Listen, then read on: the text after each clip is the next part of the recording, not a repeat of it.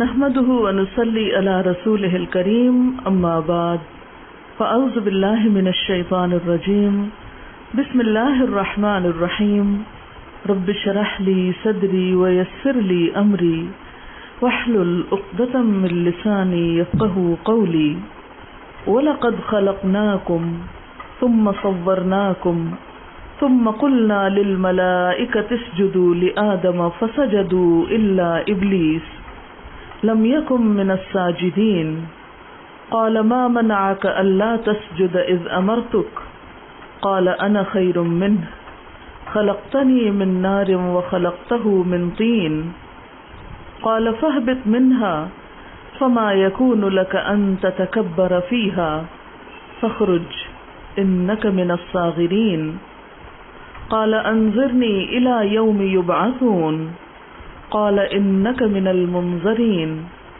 قال فبما أغويتني لأقعدن لهم صراطك المستقيم ثم لآتينهم من بين أيديهم ومن خلفهم وعن أيمانهم وعن شمائلهم ولا تجد أكثرهم شاكرين قال اخرج منها مذءوما مدحورا لمن تبعك منهم لأملأن جهنم منكم أجمعين ويا آدم اسكن أنت وزوجك الجنة فكلا من حيث شئتما ولا تقربا هذه الشجرة فتكونا من الظالمين فوسوس لهما الشيطان ليبدي لهما ما وري عنهما من سوآتهما وقال ما نهاكما ربكما عن هذه الشجرة إلا أن تكونا ملكين أو تكونا من الخالدين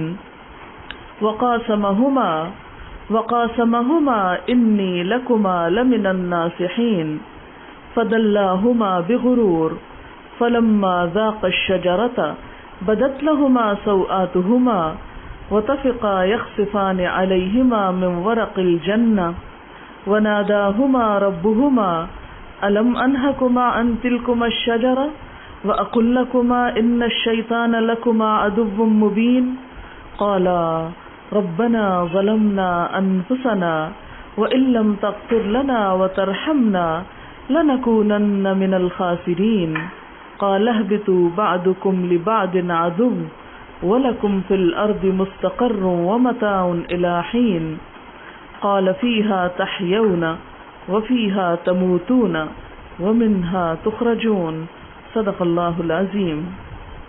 شروع کرتی ہوں اللہ کے نام سے جو بے انتہا مہربان نہایت رحم فرمانے والا ہے۔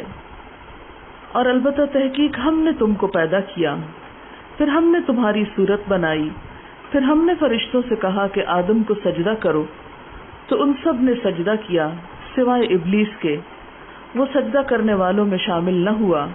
اللہ تعالیٰ نے اس سے پوچھا تجھے کس چیز نے روکا کہ تو سجدہ نہ کرے جبکہ میں نے تجھ کو حکم دیا تھا؟ بولا میں اس سے بہتر ہوں، مجھے تو نے آگ سے پیدا کیا اور اس کو مٹی سے بنایا۔ فرمایا بس اتر جا، تمہارے لیے یہ جائز نہیں کہ تم یہاں تکبر کرو، نکل جاؤ، یقیناً تم ذلیل ہونے والوں میں سے ہو۔ بولا مجھے اس دن تک مہلت دی جائے جب سب لوگ دوبارہ اٹھائے جائیں گے۔ فرمایا یقیناً تو مہلت دیے جانے والوں میں سے ہے۔ بولا کیونکہ تو نے مجھ کو گمراہ کیا تو میں بھی ضرور تیرے سیدھے راستے پر ان کے لیے بیٹھ جاؤں گا، پھر میں ضرور آؤں گا ان کے سامنے سے اور ان کے پیچھے سے اور ان کی دائیں جانب سے اور ان کی بائیں جانب سے، اور تو ان کی اکثریت کو شکر گزار نہ پائے گا۔ فرمایا نکل جا یہاں سے، مذمت زدہ، دھتکارا ہوا، ان میں سے جو بھی تیری پیروی کرے گا میں ان سب سمیت جہنم کو ضرور بھر دوں گا۔ اور اے آدم رہو تم اور تمہاری بیوی جنت میں، پھر کھاؤ جہاں سے تم دونوں چاہو، اور اس درخت کے قریب نہ جانا ورنہ ظالموں میں شمار ہوگے۔ پھر شیطان نے ان کے دل میں وسوسے ڈالے تاکہ ان کے جسم کے وہ قابل شرم حصے جو ایک دوسرے سے چھپائے گئے تھے ان کو ایک دوسرے کے سامنے کھول دے، اور کہنے لگا تمہارے رب نے تمہیں نہیں روکا اس درخت سے مگر اس لیے کہ کہیں تم فرشتے نہ بن جاؤ یا کہیں تم ہمیشہ رہنے والوں میں سے نہ ہو جاؤ۔ اور ان کے سامنے قسمیں کھانے لگا کہ میں تو تمہارے خیر خواہوں میں سے ہوں۔ پھر آہستہ آہستہ دھوکے کے ساتھ اس نے ان کو پھسلا لیا. پھر جب دونوں نے درخت کا پھل چکھا تو ان کے سطر ایک دوسرے کے سامنے کھلنے لگے اور وہ اپنے جسم پر جنت کے پتے چپکانے لگے. ان کے رب نے ان کو پکارا، کیا میں نے تمہیں اس درخت سے روکا نہ تھا اور میں نے تم کو کہا نہ تھا کہ شیطان تمہارا کھلا دشمن ہے؟ وہ دونوں بول اٹھے، اے ہمارے رب، ہم نے اپنی جانوں پر ظلم کیا. اگر تو نے ہم کو معاف نہیں کیا اور ہم پر رحم نہیں فرمایا تو ہم ضرور خسارہ پانے والوں میں سے ہو جائیں گے. فرمایا، اتر جاؤ، تم میں سے بعض کے دشمن ہو اور تمہارے لیے زمین میں ٹھہرنا ہے اور ایک وقت تک فائدہ اٹھانا ہے. فرمایا، اسی میں تم زندہ رہو گے، اسی میں تم کو موت آئے گی اور اسی سے تم پھر نکالے جاؤ گے. اس وقت میں نے آپ کے سامنے سورۃ الاعراف جو 8ویں سپارے کی سورت ہے اس کی آیت نمبر 11 سے لے کر 25 تک پڑھا ہے اور اس کا ترجمہ بھی آپ کے سامنے ہے. اللہ سبحانہ وتعالی ہم سب کو ہماری تخلیق کے بارے میں، ہماری پیدائش کے بارے میں اور اس دنیا میں ہمیں پیش آنے والے امتحان کے بارے میں بتا رہے ہیں. بات یہ ہے کہ جو انسان ہوش سنبھالتا ہے تو ایک خیال اس کو ضرور آتا ہے کہ مجھے کس نے بنایا. آپ نے دیکھا ہوگا کہ بچے جب بولنے کا آغاز کرتے ہیں یا بالکل شروع میں بولنے لگتے ہیں تو ہر چیز کے بارے میں پوچھتے ہیں، یہ کیا ہے، یہ کیا ہے، یہ کیا ہے. پھر تھوڑا اور سمجھدار ہوتے ہیں تو پوچھتے ہیں یہ کس نے بنایا ہے، یہ کس نے بنایا. تو اسی طرح ہر بچہ جب شعور کی حالت کو پہنچتا ہے تو اس کو یہ خیال ضرور آتا ہے کہ مجھے کس نے بنایا ہے.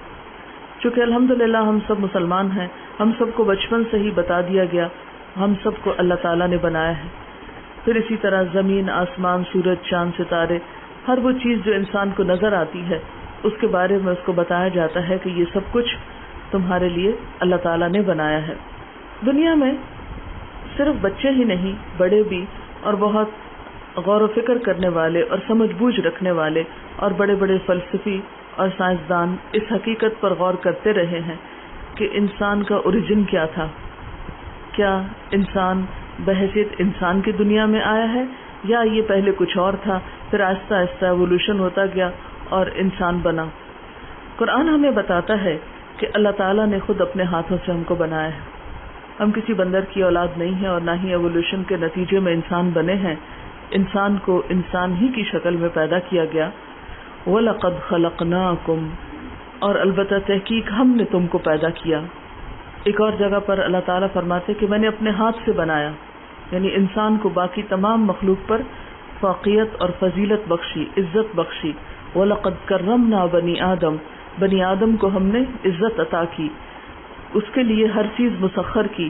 باقی ساری نعمتیں انسان کے لیے بنائی گئیں، لیکن انسان کو اللہ تعالیٰ نے عقل اور شعور دے کر خاص طور پر اسے احسن تقویم بنایا گیا اور اللہ تعالیٰ نے دراصل اس کو اپنی عبادت کے لیے بنایا تھا.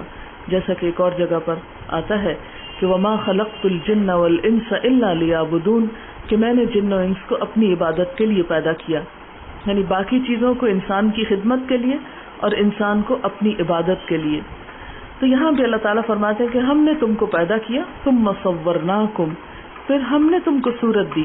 یعنی انسان کی جو شکل و صورت ہے، انسان کا جو حال حلیہ ہے، یہ خاص طور پر اللہ تعالیٰ نے انسان ہی کو دیا ہے اور دوسری کسی مخلوق کو یہ خوبصورتی عطا نہیں کی. آپ نے دیکھا ہوگا کہ بہت سے پرندے جو ہیں ان کے پر بہت خوبصورت ہوتے ہیں، بہت رنگا رنگ کے ان کے فیدرز ہوتے ہیں اور وہ بہت خوبصورتی ہوتی ہے ان کے اندر، لیکن ان کی بھی شکل و صورت، ناک نقشہ وہ نہیں جو انسان کو ملا. اسی طرح کچھ جانوروں کے اندر، مثلا شیر، چیتا کے اندر بہت طاقت ہے لیکن اس کے اندر وہ عقل اور سمجھ نہیں جو انسان کے اندر ہے. کچھ جانوروں کی آواز بڑی سریلی ہے، کچھ جانور جو ہیں ان کی نظر بہت تیز ہے کہ وہ اتنے دور تک فاصلے سے اپنے شکار کو دیکھ لیتے ہیں جتنی دور تک انسان اپنی آنکھ سے نہیں دیکھ سکتا. کچھ جانوروں کی سماعت اتنی تیز ہوتی ہے کہ وہ آوازیں تک سن لیتے ہیں کہ جو ہم بہت غور سے بھی خالی کان سے نہیں سن سکتے، اس کے لیے ان کو کئی گنا بڑا کیا جائے تو تب ہم انہیں سن سکتے ہیں. تو اگرچہ انسان سے زیادہ مختلف قوتیں اور جانوروں کو ملی ہیں، لیکن بحیثیت مجموعی انسان کو عقل اور شعور جیسی چیز، انٹلیکٹ اور ذہانت جیسی چیز جو ملی ہے، یہ باقی جانوروں کے پاس نہیں ہے. تو یہ شکل و صورت جو ہے یہ خاص طور پر اللہ تعالیٰ کا ایک انعام ہے. اگر ہم اپنے شکل پر غور کریں تو آپ دیکھیں کہ کس طرح دو آنکھیں ہم کو دیں اور دونوں میں کتنی ہارمنی ہے، ایک دوسرے کے ساتھ کس طرح میچ کرتی ہیں. یہ بھی تو ہو سکتا تھا ایک آنکھ بہت بڑی ہوتی اور ایک بہت چھوٹی ہوتی، ایک نیلی ہوتی ایک پیلی ہوتی. اسی طرح ناک کے دو حصے دو طرف ہیں منہ کے، کتنے برابر کے ہیں. پھر ناک کتنی بہترین جگہ پر لگی ہوئی ہے، پورے چہرے کے مقابلے میں ابھری ہوئی ہے، لیکن کہیں جوڑ لگا ہوا نہیں ہے. ہم اپنی چائے دانی جب بناتے ہیں تو اس کا جوڑ نظر آ رہا ہوتا ہے یا اس کے بل نظر آ رہے ہوتے ہیں. اسی طرح آپ دیکھیں کہ اللہ تعالیٰ یہ بھی تو کر سکتا تھا کہ سامنے کی طرف منہ بنانے کی بجائے پیچھے کی طرف بنا دیتا. جیسے آپ نے اکثر جانوروں کا دیکھا ہوگا کہ پورا جسم ایک طرف کو ہوتا ہے اور چہرے کی شیپ جو ہے وہ دوسری طرف کو ہے. لیکن اللہ تعالیٰ نے انسان کو بہترین شکل و صورت پر پیدا کیا، بہترین سکن عطا کی. اب دیکھیں تمام جانوروں کے مقابلے میں مثلا مچھلی کی سکن دیکھیں، کچھ جانوروں کی سکن کے اوپر بال ہیں، کچھ کے اوپر کھال ہے، کچھ کے اوپر پر ہیں، لیکن جو سکن انسان کی ہے اس طرح کی سکن کسی اور جانور کو نہیں ملی، اور کتنا خوبصورتی کے ساتھ. پھر آپ دیکھیں کہ ہونٹوں کا رنگ کتنا خوبصورت رکھا. اگر یہی رنگ اگر پھیکا ہوتا یا پیلا ہوتا یا نیلا ہوتا تو انسان کی شکل جو ہے وہ کتنی بھیانک ہوتی. تو بہرحال یہ جو صورت بنائی اللہ تعالیٰ نے اور اس کو خاص طور اپنی طرف منسوب کیا کہ ہم نے انسان کی صورت بنائی، یہ خاص طور پر انسان کو متوجہ کرتی ہے اللہ تعالیٰ کی طرف کہ وہ رب ہم پر کتنا مہربان ہے جس نے ہمارے لیے یہ ساری نعمتیں تیار کی. ثم قلنا للملائکۃ اسجدوا لآدم، پھر ہم نے فرشتوں سے کہا آدم کو سجدہ کرو. صرف اتنا ہی نہیں کیا کہ اچھی شکل و صورت دی، بلکہ اس کے ساتھ ساتھ فرشتوں سے سجدہ بھی کروایا. اس سے بھی پتہ چلتا ہے کہ انسان کو اللہ تعالیٰ نے بہت عزت عطا کی. فسجدوا، تو فرشتوں نے سجدہ بھی کیا، الا ابلیس، سوائے ابلیس کے. لم یکن من الساجدین، وہ سجدہ کرنے والوں میں شامل نہیں ہوا. اب سوال یہ پیدا ہوتا ہے کہ ابلیس تو فرشتہ نہیں تھا، حکم تو فرشتوں کو ہوا تھا، تو ابلیس کہاں سے آ گیا؟ تو تفسیر میں اس کے بارے میں جو وضاحت آتی ہے مختلف مفسرین سے اور علماء کرام سے، وہ یہ ہے کہ ابلیس جو تھا وہ جنات میں سے تھا. جنات کو بھی اللہ تعالیٰ نے اپنی عبادت کے لیے پیدا کیا. ابلیس بہت عبادت گزار تھا. کہتے کہ اتنی زیادہ عبادت کرتا تھا کہ اپنی عبادت کی کثرت کی وجہ سے وہ فرشتوں کا ہم نشین ہو گیا تھا یا ان کا دوست بن گیا تھا. وہ ہر وقت ان کے ساتھ ساتھ رہتا تھا. اسی لیے اللہ تعالیٰ نے جب فرشتوں کو سجدے کا حکم دیا تو یہ بھی چونکہ ان کے ساتھ ہوتا تھا نیکیوں کی وجہ سے، تو اس کو بھی ساتھ ہی حکم ملا تھا. اور یہ کیسے پتا چلا ہے کہ اس کو بھی حکم ملا؟ یہ اگلی ہی آیت سے پتا چلتا ہے. جب اس نے سجدہ نہیں کیا، قالا، تو اللہ تعالیٰ نے فرمایا، ما منعک، تجھے کس نے منع کیا، تجھے کس نے روکا، اللہ تسجدہ، کہ تو سجدہ نہ کرے، اذ امرتک، جبکہ میں نے تجھ کو حکم دیا. تو اس سے پتا چلتا ہے کہ یہ سجدے کا حکم صرف فرشتوں کو نہیں تھا بلکہ اس کے ساتھ ساتھ ابلیس کو بھی ملا تھا.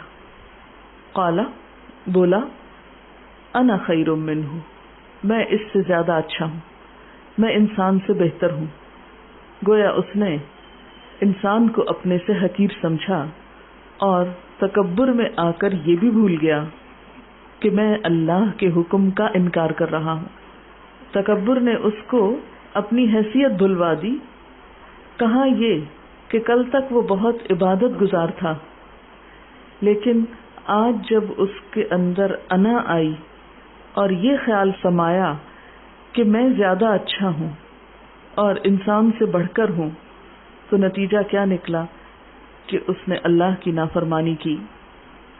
خلقتنی من نار، پھر صرف اتنا ہی نہیں بلکہ اس کی حجت بازی کرنے لگا، اس کے اوپر آرگیومنٹ کرنے لگا، دلیل دینے لگا، کہنے لگا خلقتنی من نار، مجھے تو نے آگ سے پیدا کیا ہے، وخلقتہ من طین، اور اس کو تو نے مٹی سے بنایا ہے. میں چونکہ آگ سے بنا ہوں اس لیے انسان کے مقابلے میں بہتر ہوں، اور انسان تو مٹی سے بنا ہے جو کہ ایک حقیر چیز ہے. حالانکہ اگر دیکھا جائے تو مٹی سے تعمیر ہی تعمیر ہے، اور اس کے مقابلے میں آگ سے تعمیر کم ہے مگر تخریب زیادہ ہے. وہ زیادہ نقصان دیتی ہے بنسبت مٹی کے، کہ مٹی کو اگر آپ کچھ نہیں کرتے تو آپ کو کوئی نقصان نہیں دیتی. بہرحال قال فاہبط منہا، اللہ تعالیٰ نے فرمایا تو یہاں سے اتر جا. فما یکون لک ان تتکبر فیہا، تمہارے لیے جائز نہیں کہ تم یہاں تکبر کرو. تم بڑا بننا چاہتے ہو، بڑا بننا تمہارا حق نہیں، بڑائی تو صرف اللہ کے لیے ہے. یہاں تو صرف اللہ کا حکم چلتا ہے. اگر تم اپنی مرضی منوانا چاہتے ہو تو اس کے لیے یہاں جگہ نہیں ہے. فخرج، نکل جاؤ، انک من الصاغرین، بے شک تم ذلیل ہونے والوں میں سے ہو. حقیقت یہ ہے کہ جو شخص تکبر کرتا ہے، جو بڑا بنتا ہے، وہ بڑائی اس کے لائق نہیں. تکبر صرف ایک ہستی کے لیے ہے، باقی اگر کوئی بڑا بننا چاہے تو اللہ تعالیٰ کوئی نہ کوئی سبب اس کے چھوٹا ہونے کا پیدا کر دیتے ہیں. تو یہاں بھی اللہ تعالیٰ فرماتے ہیں تو نے بڑا بننا چاہا، فخرج، نکل جاؤ یہاں سے، تو بڑا نہیں، انک من الصاغرین، تو چھوٹوں میں سے ہے. کیونکہ تکبر کون کرتا ہے؟ جو احساس کمتری کا شکار ہوتا ہے، انفیریورٹی کمپلیکس میں مبتلا ہوتا ہے. ایک عام انسان جو ایک مطمئن زندگی بسر کرتا ہے، جو کسی کمپلیکس کا شکار نہیں ہوتا، اس کو اس بات کی فکر نہیں ہوتی کہ میں کسی کا مقابلہ کر کر کے بڑا بن کے دکھاؤں. وہ جو کچھ ہے وہ اس پر شکر گزار ہوتا ہے، وہ اس پر مطمئن ہوتا ہے. لیکن جو شخص اپنے حال پر مطمئن نہیں ہوتا، اس کو سیٹسفیکشن نہیں ہے اپنے حالات سے، تو وہ سیٹسفیکشن کے حصول کے لیے بڑا بننے کی بھاگ دوڑ کرتا ہے اور جائز ناجائز طریقوں سے دوسروں سے بڑا نظر آنے کی کوشش کرتا ہے. اس لیے ایسے لوگ کبھی اپنی مراد کو نہیں پہنچ سکتے، اور مصنوعی یا آرٹیفیشل طریقوں سے بڑا بننے والے ہمیشہ ذلیل و رسوا ہو کر رہ جاتے ہیں، جیسا کہ شیطان کے ساتھ ہوا. قال انظرنی الی یوم یبعثون، کہنے لگا کہ مجھے قیامت کے دن تک مہلت دی جائے. اپنی غلطی کا اعتراف نہیں کیا، بلکہ ڈھٹائی میں اور آ گیا اور کہنے لگا ٹھیک ہے، اگر مجھے یہاں سے نکالنا ہی ہے تو پھر میں بھی اس انسان کی دشمنی کروں گا، اور اس کے لیے مجھے آزادی ملے کہ قیامت تک میں اپنا کام کر سکوں. قال انک من المنظرین، اللہ تعالیٰ نے فرمایا جاؤ، تم کو اجازت ہے، تمہیں مہلت ہے، جو کرنا چاہتے ہو کرتے جاؤ. قال، بولا، فبما اغویتنی، کیونکہ تو نے مجھ کو گمراہ کیا، لأقعدن لهم صراطک المستقیم، تو میں بھی ضرور تیرے سیدھے رستے پر ان کے لیے بیٹھ جاؤں گا. اب یہاں پر آپ دیکھیے کہ وہ اپنی غلطی کو ماننے کی بجائے اللہ تعالیٰ کو نعوذ باللہ قصوروار قرار دیتا ہے کہ تو نے مجھے حکم دیا سجدہ کرنے کا، میں نے سجدہ نہیں کیا، تو اس میں میرا قصور نہیں، تیرا ہے، کیونکہ تو نے مجھے کہا ہی کیوں تھا. نہ تو مجھے کہتا اور نہ میں انکار کرتا اور نہ یہ وقت آتا. پھر چیلنج مزید کرتا ہے کہ کیونکہ تو نے مجھے اس نوبت تک پہنچایا تو میں بھی تیری طرف بندوں کو نہیں آنے دوں گا، تیرا نہیں بننے دوں گا. تو ان کو اپنی عبادت کے لیے پیدا کر رہا ہے، یہ تیرے نہیں بنیں گے. ثم لآتینہم من بین ایدیہم، اس کے لیے میں طریقہ کار کیا اختیار کروں گا، میں ان بندوں کے سامنے سے آؤں گا، یعنی بہکانے کے لیے سامنے آ کر کھلم کھلا بھی برائی کی دعوت دوں گا. جب یہ پہچانیں گے مجھ کو تو میں پیچھے چھپ جاؤں گا. ومن خلفہم، پیچھے سے آؤں گا. اگر ان کو پیچھے سے بھی آنے کا احساس ہو گیا، کیونکہ عقل دی ہے نا اللہ نے انسان کو، تو پھر میں کیا کروں گا، چھوڑوں گا پھر بھی نہیں. وَأَنْ أَيْمَانِهِمْ، ان کی دائیں طرف سے آ جاؤں گا. اور اگر یہ ادھر سے متوجہ ہوئے، وَأَنْ شَمَائِلِهِمْ، ان کی بائیں طرف سے آ جاؤں گا. گویا چاروں طرف سے ان کو گھیروں گا، چاروں طرف سے ان کو جکڑوں گا. اور وَلَا تَجِدُ أَكْثَرَهُمْ شَاكِرِينَ، تو ان کی اکثریت کو شکر گزار نہ پائے گا، یعنی ان کے اندر شکر کا جذبہ نہیں آنے دوں گا. ساری نعمتیں ہونے کے باوجود ان کی زبان پر شکوے ہی رہیں گے. یہ ہے شیطان کا وہ جال، وہ جو ہماری چاروں طرف بنتا ہے اور ہمیں اللہ کی اطاعت کی طرف جانے نہیں دیتا. اور یہ ایک چیلنج اس نے کھلم کھلا کیا تھا اور قسم کھا کر کیا تھا کہ میں تو ان کو ضرور بہکا کر رہوں گا. اب شیطان کا سامنے سے آنا کیا ہے؟ سامنے سے آنے سے مراد یہ ہے کہ برائیوں کو اتنا خوبصورت بنا کر پیش کیا جائے کہ وہ برائی نہ لگے، برائی کو اچھائی کا نام دے دیا جائے. آج کل آپ دیکھتے ہیں کہ بہت سے غلط کام ایسے ہیں جو انتہا درجے کے مکروہ ہیں، لیکن شیطان نے انسان کو ایسے خوبصورت الفاظ سجھا دیے ہیں اور ایسے خوبصورت تصورات دیے ہیں کہ وہ برائی ان کو اچھائی لگنے لگتی ہے. ایک چھوٹی سی مثال دوں گی. آج کل ویسٹ میں ایک ٹرینڈ چلا ہے کہ مرنے کے بعد باڈی کو دفنایا نہیں جائے کیونکہ اس پر بہت پیسہ خرچ ہوتا ہے. ایسا ایک ایوریج اماؤنٹ جو ہے وہ 2,000 to 3,000 پاؤنڈ ہوتی ہے جو آپ کو پے کرنی پڑتی ہے زمین کے لیے اور پھر بعد کے لک آفٹر کرنے کے لیے. اور تو چونکہ یہ کافی مہنگا طریقہ ہے تو اب ایک اور طریقہ ایجاد کیا گیا ہے اور اس میں باڈی کو جلا دیتے ہیں الیکٹرک شاکس کے ساتھ اور چند ہی سیکنڈ کے اندر وہ بالکل راکھ بن جاتی ہے. اس میں ایک اور کام یہ کیا جا رہا ہے کہ جس طرح ہیرا بننے کا جو پروسیس ہے تو انسانی جسم کے اندر وہ مادے یا وہ کیمیکلز ان کو ایک خاص چیز سے گزارتے ہیں تو اس پر کچھ پیسے لاگت آتی ہے لیکن وہ مرنے والے انسان کے جسم سے ڈائمنڈز تیار ہو جاتے ہیں اور وہ ڈائمنڈز لوگ اپنی انگوٹھیوں میں لگواتے ہیں, اپنے گردنوں میں لٹکاتے ہیں یا کسی بھی طریقے سے, اور اس کو نام یہ دے دیا گیا ہے کہ جو تمہارے عزیز محبوب پیارے ہیں وہ اس طرح ہر وقت تمہارے ساتھ ہیں, یا تمہاری انگوٹھی میں ہیں یا تمہارے گلے میں ہیں. ٹائمز میں بھی اس کے بارے میں آیا ہے, میرے پاس پورا اس کا آرٹیکل ہے. اور دیکھا جائے تو یہ ایک اتنا مکروہ کام ہے, انسانی جسم کی ایک حرمت ہے. آپ میں سے کس کو یہ پسند ہوگا کہ اس کا جسم جلا کے راکھ کر کے اور اسے ایسے پروسیس سے گزارا جائے کہ جس سے پھر وہ ایک مٹھی بھر راکھ ہو جائے. اور اس سے پہلے کیا ہو رہا تھا, کچھ عرصہ پہلے میرے پڑھنے میں یہ بات آئی کہ وہ جو راکھ بنتی ہے وہ ان کے عزیزوں کو دے دی جاتی ہے تو عام طور پر لوگ اس کو شیشے کے جارز میں ڈال کے اپنے ڈرائنگ روم وغیرہ میں رکھ لیتے ہیں اور یہ کہتے ہیں کہ یہ فلاں کی ہے, یہ فلاں کی ہے اور یہ فلاں کی.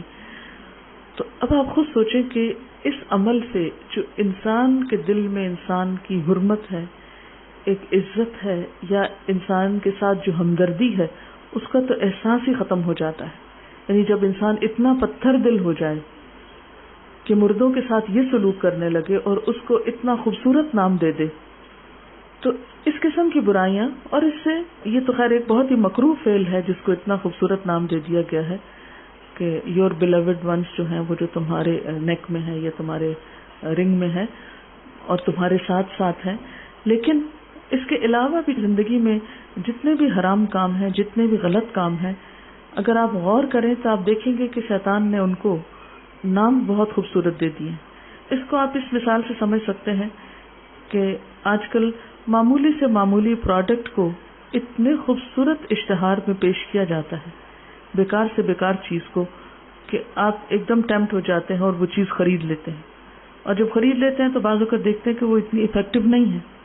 ایک واشنگ پاؤڈر سے لے کر ایک کوئی چیز ایسی نہیں کہ جس کا اشتہار نہ ہو. مثلا ہمارے ہاں ایک سپاری ملتی ہے, اس سپاری کی قیمت ₹8 ہوگی, بہت ہی کم قیمت کی ہے, لیکن اس پر جو ایڈورٹیزمنٹ ہے وہ لاکھوں کی ہے.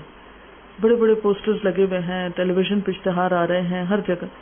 اور پھر دوسری طرف جو آرٹیکلز آ رہے ہیں کہ ان سپاریوں کو کھانے سے جو منہ کا سرطان یا کینسر ہو رہا ہے, اس کی ایک پوری رپورٹ پچھلے دنوں ایک رسالے میں چھپی ہے کہ کتنے بے شمار لوگ انہی چیزوں کے مستقل طور پر کھانے کی وجہ سے منہ کے, گلے کے, ہونٹوں کے, دانتوں کے, مسوڑوں کے, اس طرح کے بے پناہ امراض کا شکار ہو رہے ہیں.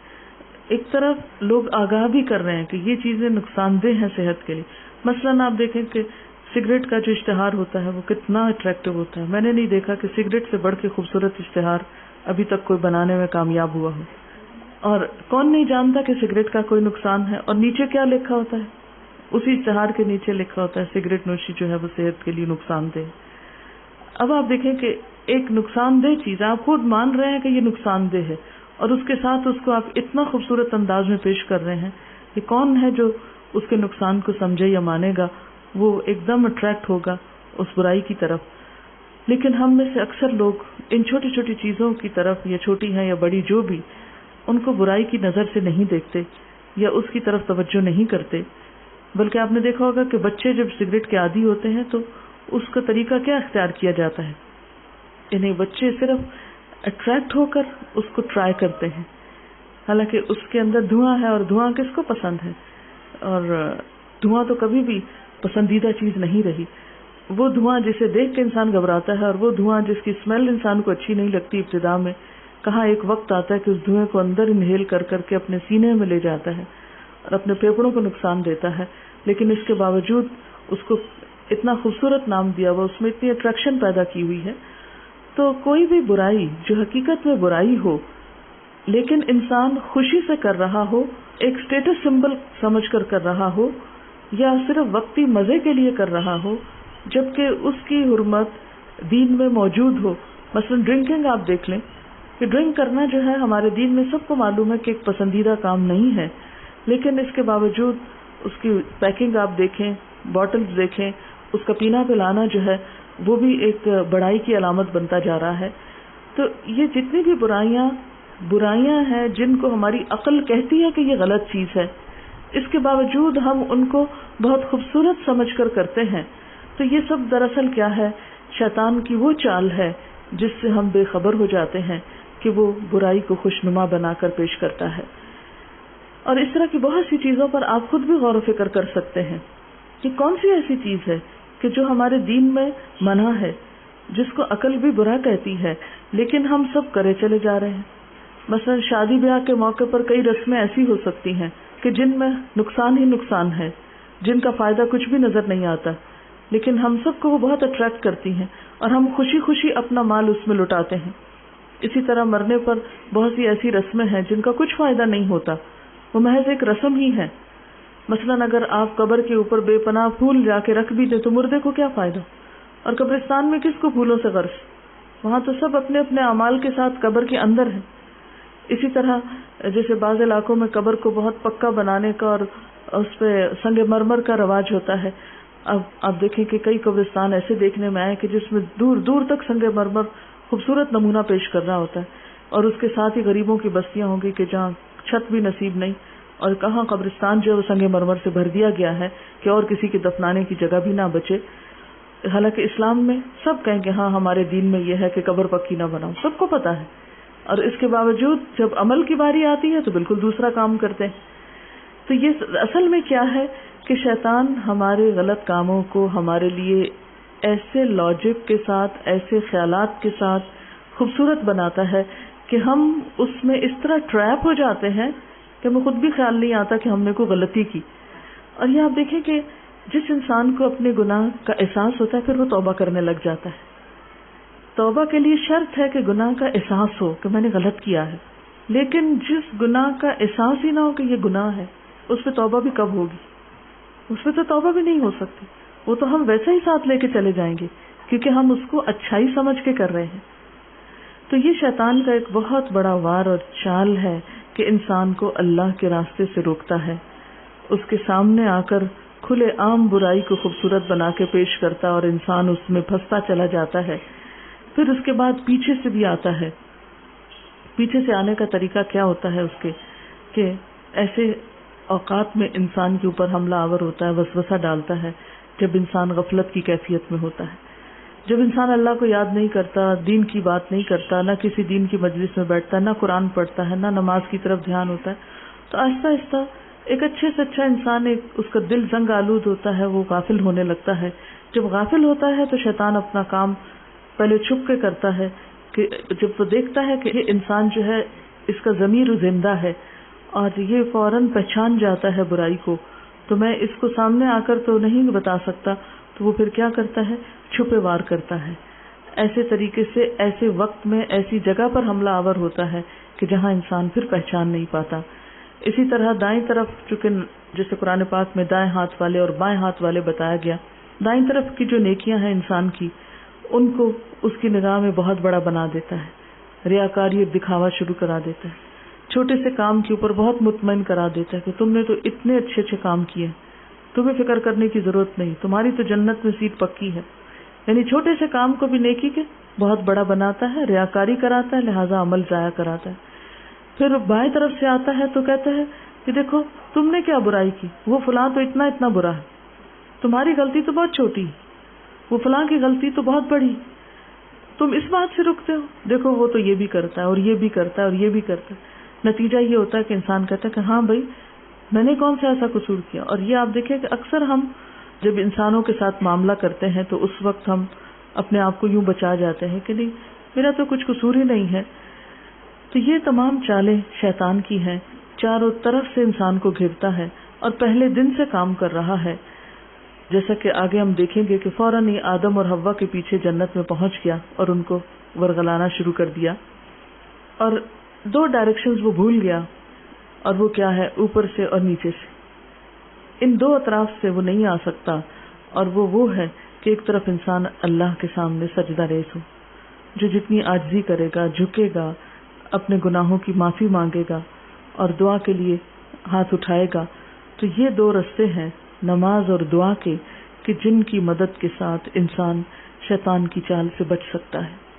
یعنی ہمارے پاس کوئی ہتھیار نہیں کہ ہم سامنے سے شیطان کو مار کے ہٹا دیں, یا پیچھے سے اس کو دیکھ کے تو اس کو دور کر دیں, یا دائیں اور بائیں سے. ہمارے پاس اگر ہے کوئی طریقہ اس سے بچنے کا تو کیا ہے, اللہ کی مدد. اور اس کے لیے کیا ضروری ہے کہ انسان اپنے اندر حقیقی معنوں میں عاجزی پیدا کرے اور سجدہ ریز ہو اور اللہ تعالیٰ سے دعا کرتا رہے. ایسا انسان واقعی اتنا مضبوط ہو جاتا ہے کہ پھر شیطان ان پہ وار نہیں کر سکتا. اللہ تعالیٰ نے بھی انہی کے بارے میں فرمایا تھا, ان عبادی لیس لک علیہم سلطان, میرے بندے ان پہ تیرا زور نہ چلے گا. تو اللہ تعالیٰ کن کو اپنے بندے کہتے ہیں؟ جو ہر معاملے میں اللہ کی طرف رجوع کر لیتے ہیں, جو چھوٹی سی خطا ہونے پر بھی ڈھٹائی نہیں کرتے بلکہ فوراً ہی غلطی کا اعتراف کر کے معافی مانگ لیتے ہیں اور اس کے ساتھ جڑے رہتے ہیں. اور پھر اس نے بڑے دعوے سے کہا تھا وَلَا تَجِدُ أَكْثَرَهُمْ شَاكِرِينَ, تو ان کی اکثریت کو شکر گزار نہیں پائے گا. اور شکر گزار نہ پائے گا کا مطلب کیا ہے کہ ان کو جو کچھ بھی مل جائے گا ان کی تسلی نہیں ہوگی, اس پر ان کو قناعت نہیں ہوگی, اس پر یہ راضی اور خوش نہیں ہوں گے. کیونکہ شکر کا دوسرا مطلب کیا ہوتا ہے؟ اطمینان قلب. جس کا دل شکر گزار ہوا لازمی نتیجہ ہے کہ اس کے دل کے اندر ایک اطمینان اور خوشی آ جائے, کیونکہ وہ راضی ہو گیا نا اللہ کے رزق پر, اللہ کے دیے ہوئے پر, اللہ کے فیصلوں پر. وہ اپنے حق میں اچھے برے جو بھی فیصلے آتے ہیں ان پر کہتا ہے اللہ تیرا فیصلہ, میں راضی اس پر, میں شکوہ نہیں کروں گی, مجھے تجھ سے کوئی شکایت نہیں. کچھ ملتا ہے تب بھی شکر گزار ہے, کچھ چلا جاتا ہے تب بھی وہ شکر گزار ہے, وہ شکوہ نہیں کرتا. اور ایک دوسرا کردار کیا ہے کہ جس کو نعمتیں بھولی ہوتی ہیں, اس کو یاد ہی نہیں اس کے پاس کیا کچھ ہے, اور اگر کوئی ایک تکلیف آتی ہے یا ایک نعمت چلی جاتی ہے تو ساری نعمتیں بھول کر وہ اس ایک چیز کے پیچھے پڑ جاتا ہے اور ساری زندگی اللہ سے شکوہ کرتا رہتا ہے, تو نے میرے ساتھ یہ کیوں کیا. نتیجہ کیا ہوتا ہے؟ جتنا چاہے انسان جھگڑ لے پھر اللہ سے, حاصل تو کچھ نہیں ہو سکتا, فائدہ تو کچھ نہیں ہو سکتا. لہذا یہ جو ناشکرا پن ہے یہ بھی دراصل شیطان کی طرف سے, اور یہ اللہ کے حق میں بھی اور بندوں کے حق میں بھی. آپ دیکھیں کہ بندوں کے حق میں شکر گزاری کیا ہوتی ہے کہ جس کا آپ پر کچھ بھی احسان ہو آپ اس کے خیر خواہ رہیں, آپ اس کا بھلا چاہیں, آپ اس کی بھلائی کے لیے فکر کریں, آپ اس کا برا نہ چاہیں, اس کے ساتھ اچھی طرح پیش آئیں.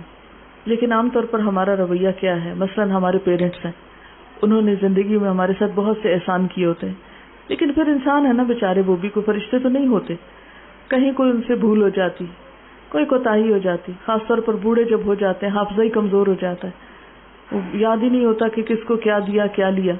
کہ بچے اپنے ایک ایک حق دیکھ رہا ہوتا ہے, اچھا یہ فلاں بہن بھائی کے ساتھ یہ کیا تو ہمارے ساتھ کیوں نہیں کیا.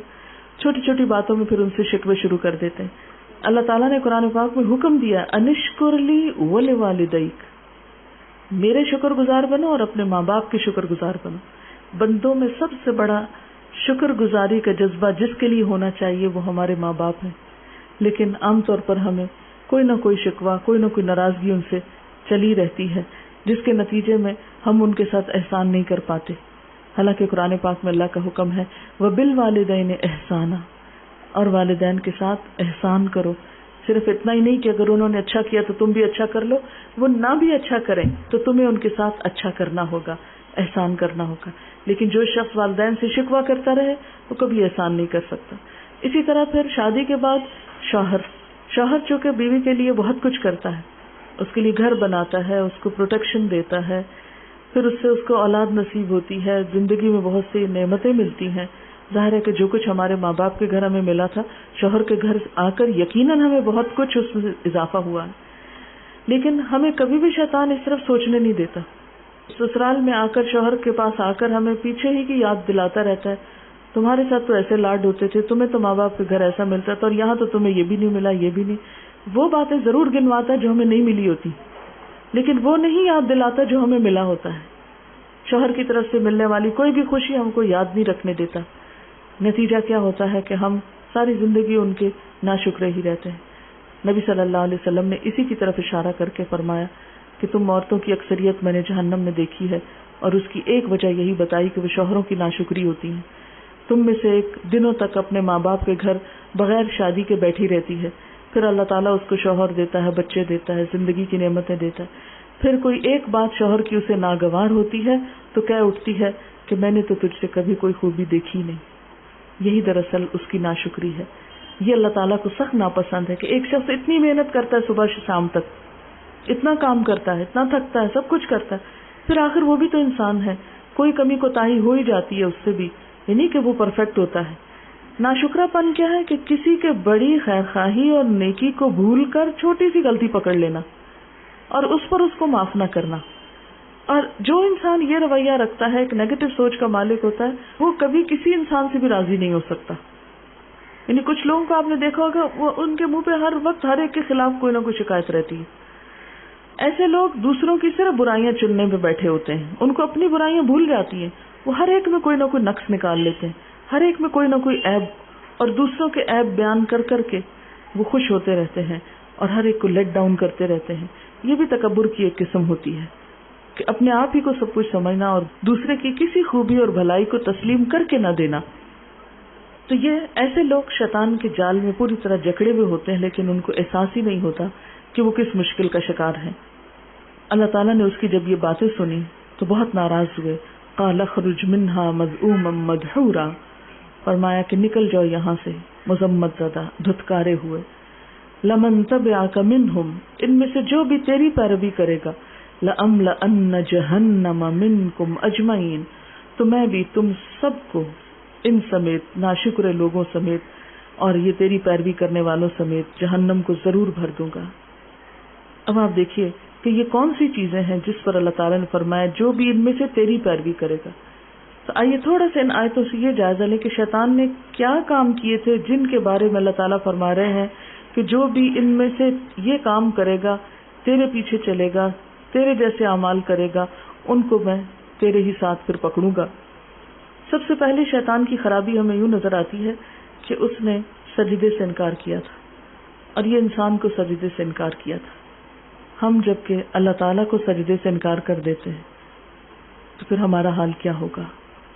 یعنی اگر اللہ تعالیٰ اس سے ناراض ہوئے کہ انسان کو سجدہ کیوں نہیں کیا، جو کہ ایک چھوٹا کام ہے بنسبت اس کے کہ اللہ تعالیٰ کو سجدہ کیا جائے، تو جو شخص نماز سے ہی انکار کر دے، میں نہیں پڑھتا، میں نہیں پڑھوں گا، یہ ایک شیطانی کام ہے، ایک شیطانی رویہ ہے. دوسری بات یہ کہ جب اللہ تعالیٰ نے اس سے پوچھا کہ سجدہ کیوں نہیں کیا، تو مان لیتا بھی میں نے غلطی ہو گئی مجھ سے، نہیں یہ نہیں کیا. آگے سے تعویلیں شروع کر دی، انا خیر منہ، میں اس سے زیادہ بہتر ہوں. اب آپ دیکھیے کہ یہ جو بات ہے انا خیر منہ، کہ جب اللہ تعالیٰ کا کوئی حکم انسان نہ مانے تو اس پر شرمندگی کے بجائے اس پہ بہانے تلاش کرے اور اس پر تعویلیں کرے اور اس پر آرگیومنٹ شروع کر دے. تیسرا شیطانی رویہ کیا ہے؟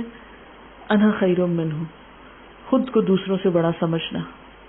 دنیا میں بہت سے انسان اس فریب کا شکار ہوتے ہیں، اور اس فریب کا عام طور پر شکار کون ہوتے ہیں؟ نمبر 1، جنہیں دنیا میں کوئی نعمت ملی ہوتی ہے، مثلا علم، مال، حسن یا ذہانت، تو وہ کیا کرتے ہیں؟ اپنی اس نعمت کی وجہ سے اپنے آپ کو بڑا سمجھتے ہیں دوسروں سے، اور دوسروں کی کوئی دوسری خیر خواہی اور بھلائی اور خیر ان کے اندر انہیں نظر ہی نہیں آتی. اب دیکھیں کہ جب بھی ہم اپنے آپ کو کسی دوسرے سے کمپیئر کرتے ہیں، اور یہ کمپیریزن کرنے کی عادت ہر انسان میں ہوتی ہے. عام طور پر ہم بیٹھتے ہیں تو 2 لوگوں کو کمپیئر کرنے لگتے ہیں، مائیں عام طور پر بچوں کو کمپیئر کرتی رہتی، حالانکہ یہ ایک غلط بات ہے. ہر بچہ الگ ہوتا ہے، ہر ایک کے اندر ایک الگ خوبی اللہ تعالیٰ نے رکھی ہوتی جو دوسرے کے اندر نہیں ہو سکتی. ایک ماں کی اولاد میں بہت ڈفرنس ہو سکتا ہے. تو آپ نے دیکھا کہ جو مائیں بچوں کے اندر کمپیریزن کرتی ہیں وہ عام طور پر وہ بچے احساس کمتری کا شکار ہو جاتے ہیں. مثلا اگر آپ یہ کہتے رہیں ایک بچے کو، دیکھو تمہاری بہن اتنا کام کرتی ہے اور تم کچھ نہیں کرتی، دیکھو تمہاری بہن جو ہے اس کا A+ آ گیا اور تم دیکھو کچھ نہیں کر رہے، یہ چیز بچوں کے اندر ایک بہت نفرت بھی پیدا کرتی ہے اور ایک بغاوت پیدا کرتی ہے. کمپیریزن جو ہے اس لیے تو انسان کرے کہ میرے میں کیا اچھائی نہیں، میں کہاں پیچھے ہوں. کیونکہ آپ صلی اللہ علیہ وسلم نے ہمیں کیا سکھایا ہے کہ دنیا کے معاملے میں اپنے سے نیچے والوں کو دیکھو اور دین کے معاملے میں اپنے سے بڑوں کو دیکھو. اگر کمپیریزن کرنا ہی ہے تو نیکی اور بھلائیوں میں کرو کہ ہم دوسرے کے مقابلے میں کون سی نیکی نہیں کر رہے. یعنی جب آپ مثلا کسی کو اچھی نماز پڑھتے دیکھیں تو اس وقت اگر آپ خود نہیں پڑھتے تو ضرور سوچیں کہ اللہ مجھے بھی توفیق دے اور میرے اندر یہ خامی ہے کہ میں ابھی ایسی نماز نہیں پڑھتی. مثلا اگر کسی کا اخلاق اچھا ہے تو ضرور سوچیں کہ میرا بھی ایسا ہو جائے تو کتنا اچھا ہے. لیکن یہ نہیں کہ آپ کسی کے ہاتھ میں چوڑیاں دیکھیں تو اس وقت حسرت لے جائیں کہ کاش میرے ہاتھ پر بھی اتنی ہوتی. یہ دنیا کے معاملے میں جو کمپیریزن ہے یہ انسان کے دل کو غم سے بھرتا ہے.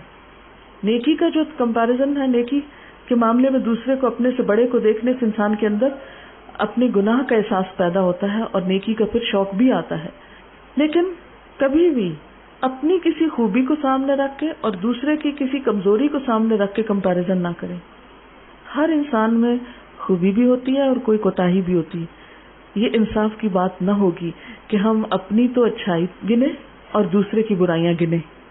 اس طرح اگر ہم اپنے آپ کو جتوا بھی لیں اپنے دل میں کہ میں زیادہ نیک ہوں، میں زیادہ اچھا ہوں، تو ہو سکتا ہے کہ دوسرا آپ سے کہیں اچھا ہو اور آپ کو نظر ہی نہ آ رہا ہو اور اس طرح آپ کا نقصان ہی ہو.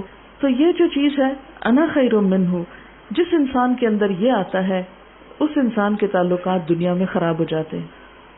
مثلا ایک عورت اگر شوہر کے مقابلے میں یہ کہتی رہے میں اپنے شوہر سے بہتر ہوں، میرے پاس یہ ڈگری ہے، میرے پیرنٹس ایسے تھے، میرے پاس یہ سکلز ہیں، میں یہ کر سکتی ہوں، میں وہ کر سکتی ہوں، وہ جاب کرتا ہے تو میں بھی کر سکتی ہوں، وہ ڈرائیونگ کرتا ہے تو میں بھی کر سکتی ہوں، وہ ایسا کرتا ہے تو میں بھی یہ کر سکتی ہوں. ایک مقابلے کی کیفیت جو ہمارے معاشرے میں آ گئی ہے، نتیجہ کیا ہوتا ہے، اس کا پھل کیا پایا ہے ہم نے، ہمارے گھروں سے خوشی ختم ہو گئی. ایسی عورت کبھی بھی خوش نہیں رہ سکتی جو ہر وقت اپنے آپ کو شوہر کے مقابلے پر رکھے. اس میں دیکھنا یہ چاہیے کہ جو خوش ہونا چاہتا ہے وہ یہ دیکھے کہ دوسرے شخص کے اندر کون کون سی اچھائی ہے اور مجھے اللہ تعالیٰ نے کہاں ہمت طاقت دی ہے کہ میں بھی اپنے اندر کوئی اچھائی پیدا کروں. تو یہاں پر یہ بھی ایک شیطانی رویہ ہے، یہ بول انا خیر منہ، انا کا شکار ہونا. پھر اس کے بعد صرف یہ نہیں کہ انسان اپنے آپ کو بڑا کہے بلکہ اس کی بھی حجت شروع کر دے، جیسے شیطان نے کی کہ مجھے آگ سے بنایا اس کو مٹی سے بنایا. یہ بھی ایک شیطانی رویہ ہے، ماننے کی بجائے تعویلیں پیش کرنا. پھر اس کے بعد اگلا شیطانی رویہ کیا ہے کہ انذرنی الی یوم یبعثون، غلط کاموں کی مہلت لے لینا، غلط کاموں کے لیے پلاننگ کرنا. پھر اگلا رویہ شیطانی کیا ہے، فبما اغویتنی، اپنی غلطی کو دوسرے کے سر ڈالنا، خود غلط کام کر کے دوسرے کو بلیم کرنا. عموماً کیا ہوتا ہے کہ انسان سے جب کوئی خطا ہوتی ہے تو وہ یہ کم سوچتا ہے کہ میرا اس میں کیا قصور ہے، وہ یہ دیکھتا ہے دوسرے کی کیا وجہ ہے اس میں. مثلا اگر میں یہاں سے چل کر آ رہی ہوں اور بیٹھنے سے پہلے میں اس کو گرا دوں یا گر جائے میرے سے لگ کے، تو میں یہ سوچنے کی بجائے کہ میں نے دیکھا کیوں نہیں کہ یہ کہاں ہے، اس کو پیچھے کر کے بیٹھتی، میں یہ کہنا شروع کر دی کہ کیوں رکھا تھا یہاں. جیسے ابھی رکھا تھا آپ کے بولنے کے لیے، آپ نے دیکھا نہیں اور دیکھے بغیر اندھا دھند بیٹھ گئی اور گر گیا اور اب آپ دوسروں کو بلیم کر رہی ہیں. اسی طرح آپ نے دیکھا ہوگا گھر میں عام طور پر جیسے کھانا لگا رہے ہیں، لگاتے کوئی چیز گر گئی، ٹوٹ گئی، ہم فوراً بچوں پہ چیخیں، دودھ ابل گیا بچوں پہ چیخیں، تم لوگ شور کر رہے تھے اس وجہ سے دودھ ابلا. کوئی بھی کام خراب ہوتا ہے ہم کم ہی سوچتے ہیں ہماری غلطی کیا، ہم فوراً سوچتے ہیں اچھا ادھر ادھر کی کون سی غلطی تھی. تو ٹھیک ہے بعض اوقات دوسروں کی بھی غلطی ہوتی ہے، لیکن ہم دوسروں کی غلطی بتانے میں تو بہت جلدی کرتے ہیں. اپنی غلطی، اپنے حصے کی جو ہمارا پارٹ ہوتا ہے جس میں ہماری کوئی کوتاہی ہوتی ہے اس کی طرف ہم توجہ نہیں کرتے. ایسا شخص جس کو اپنا کوئی عیب نظر نہ آئے، پھر اس کی جو اصلاح ہے یا اس کی جو روحانی ترقی ہے وہ رک جاتی ہے۔ روحانی ترقی کس کی ہوتی ہے؟ جو اپنی غلطیوں پر نظر رکھتا ہے، اور اگر اس کو اپنی اچھائی کوئی نظر آتی ہے تو اس پر وہ خود کو کریڈٹ نہیں دیتا، الحمدللہ کہتا ہے۔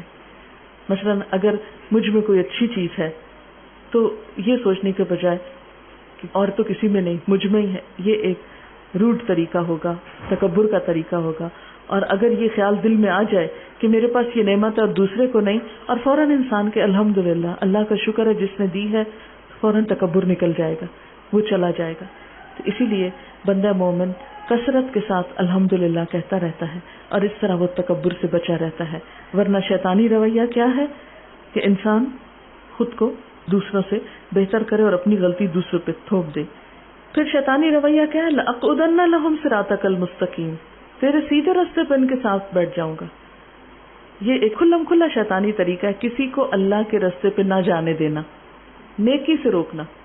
اب دیکھیں افسوس کے ساتھ کہنا پڑتا ہے کہ ہم مسلمانوں کے اندر بعض ایسے لوگ پیدا ہو گئے ہیں کہ جو خود دین کا مذاق اڑاتے ہیں، قرآن کی باتوں کا مذاق اڑائیں گے، اللہ رسول کی بات کا مذاق اڑائیں گے، اور جو کوئی دین پہ چل رہا ہو اس کا مذاق اڑائیں گے اور اس کو دین سے روکیں گے۔